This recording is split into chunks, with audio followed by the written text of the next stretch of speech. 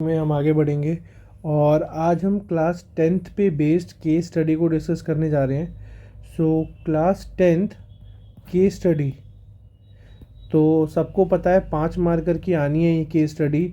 और 5 नंबर कितने इंपॉर्टेंट होते हैं ये आप टेंथ क्लास में जो अपेयर होने वाले बच्चे उन सभी को पता होगा। तो क्वेश्चन का स्क्रीनशॉट मैंने यहाँ लगा दिया है, तो ध्यान से देखिएगा। Amit is planning to buy a house and the layout is given below. Amit को एक घर खरीदना है और उसके घर का जो मैप है वो यहाँ पे दिया हुआ है। The design and the measurement has been made such that the area of 2 bedrooms and kitchen together is 95 square unit। मतलब इसमें एक डेटा दे दिया आपको कि एरिया ऑफ 2 बेडरूम, बहुत इंपॉर्टेंट क्वेश्चन है ये। Area of 2 bedroom plus area of kitchen combine करके जो एरिया बनता है वो बनता है 95 मीटर स्क्वायर, 2 बेडरूम का और किचन का एरिया। ठीक है जी। अब डेटा पे चलते हैं, एक बार डायग्राम पे समझते हैं। देखिए ये जो शेप है पूरी, ये हम लेंथ जो मान रहे हैं 5 metre plus 5 metre plus 2 metre, this side is 12 metre, right. तो ये साइड भी क्या हो जाएगी 12 मीटर। वैसे ही ये पूरी साइड कितनी होगी x प्लस 2 प्लस वाई, तो ये it becomes x plus 2 plus Y. और ये साइड होगी इस साइड के इक्वल, क्योंकि as we know that it is a rectangle. अगर ये रेक्टेंगल शेप में है तो आमने सामने की लेंथ सेम होनी चाहिए और ये वाली लेंथ सेम होनी चाहिए। तो दूसरा डेटा क्या मिल गया हमको कि x plus 2 plus Y is equals to 15 metre. एक डेटा हमको ये मिल गया, ठीक है जी। एक मिल गया x plus 2 plus Y is equals to 15 metre और दूसरा मिल गया area of 2 bedroom plus area of kitchen is 95 metre square. तो from the pair of linear equation in 2 variable, पहले क्वेश्चन पे आते हैं। From the pair of linear equation 2 variable from this situation, आपको बोला गया है कि लीनियर इक्वेशन बनानी है, तो बनाते हैं। फिर स्टार्ट करते हैं क्वेश्चन को। यहाँ पे इसे क्लीन कर लेते हैं थोड़ा सा और पढ़ते हैं आगे कंटिन्यूसली।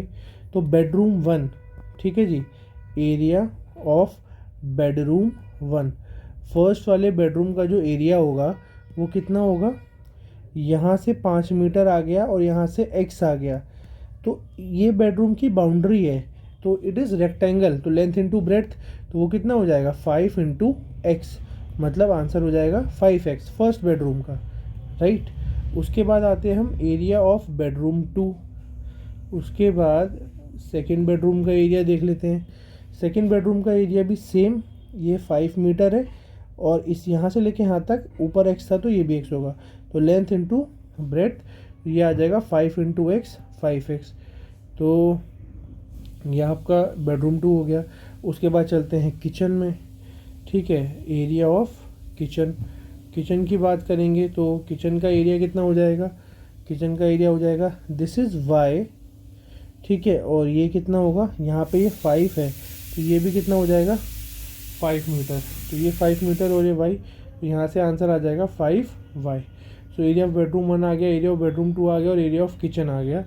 इन तीनों का सम 95 मीटर स्क्वायर दिया हुआ था। इसका मतलब एक इक्वेशन तो मेरे पास ये आ गई कि 5x bedroom 1, 5x bedroom 2 plus 5y area of kitchen, तीनों का सम 95 मीटर स्क्वायर होगा, ठीक है जी। जो एरिया होगा, ये हमने एरिया निकाला है यहाँ पे, राइट। तो 5x प्लस 5x हो जाएगा 10x plus 5y is equals to 95 metre square. तो यहाँ से आगे बढ़ते हैं। तो दो इक्वेशन हमारे पास आ गई है, एक है x plus Y is equals to 13 और दूसरी है 10x plus 5y is equals to 95।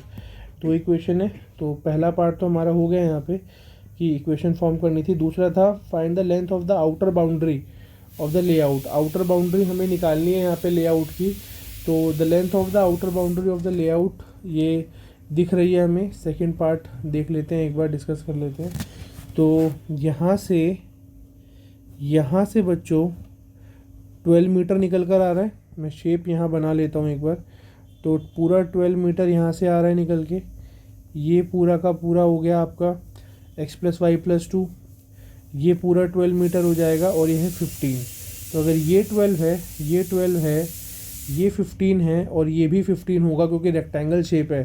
तो सेकंड पार्ट का answer number 2, total length of boundary, total length of boundary जो हमारी निकल कर आती है वो आती है 12 + 12 + 15 + 15 मीटर।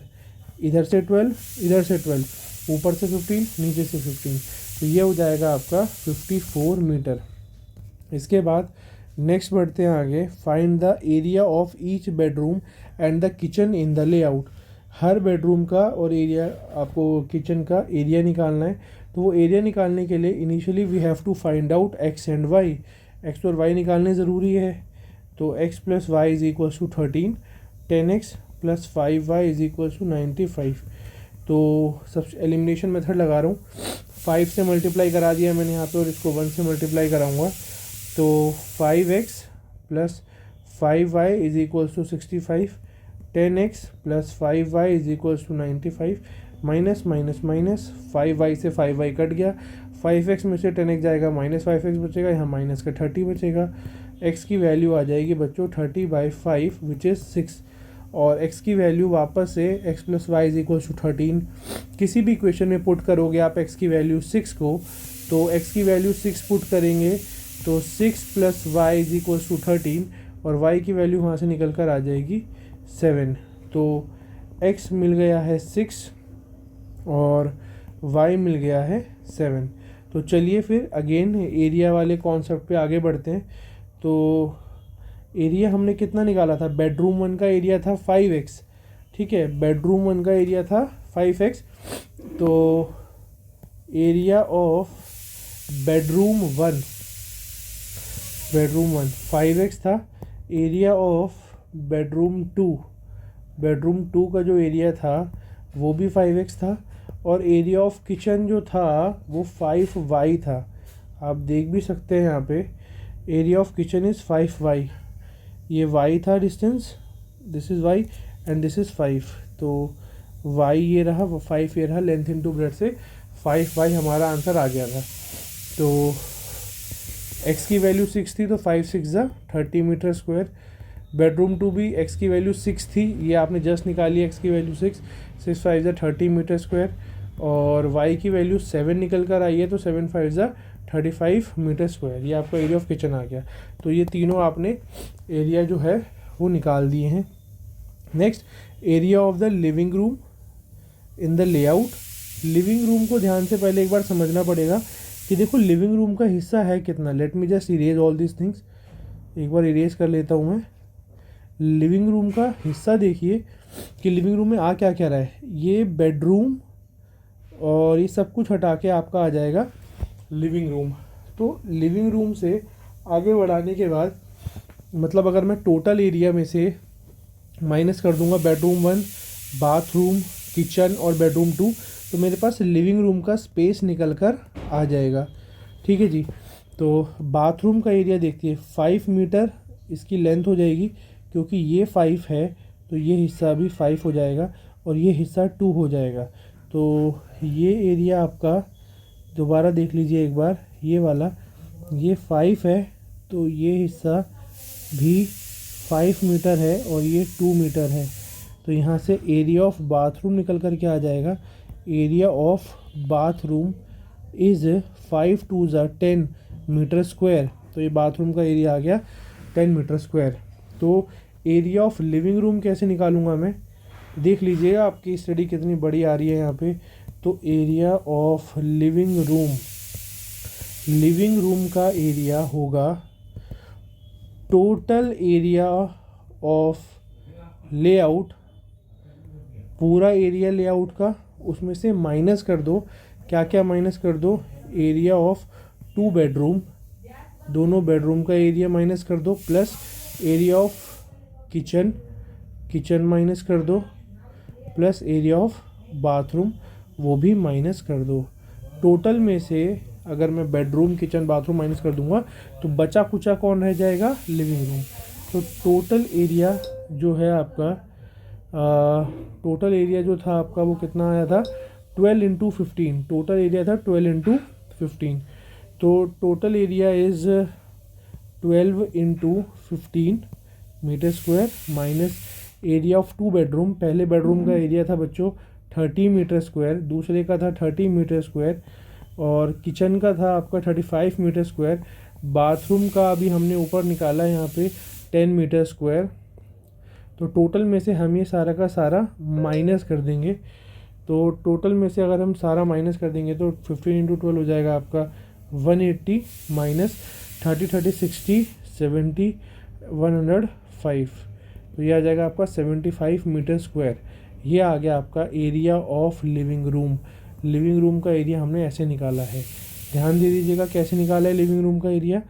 टोटल एरिया में से बेडरूम हटाया, बाथरूम हटाया, किचन हटाया और ये वाला बेडरूम हटाया, तो बच जो गया वो आ गया आपका लिविंग रूम। और फिर फिफ्थ पार्ट में क्या बोला है, कॉस्ट ऑफ लेइंग टाइल्स।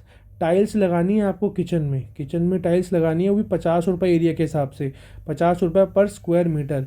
तो किचन का एरिया निकाला हुआ है, किचन के एरिया में टाइल लगानी है तो कॉस्ट पड़ेगी 50 रुपीज़, तो 50 रुपीज़ से मल्टीप्लाई करा देंगे। तो चलते हैं फटाफट से, फिफ्थ पार्ट है, ठीक है, कॉस्ट।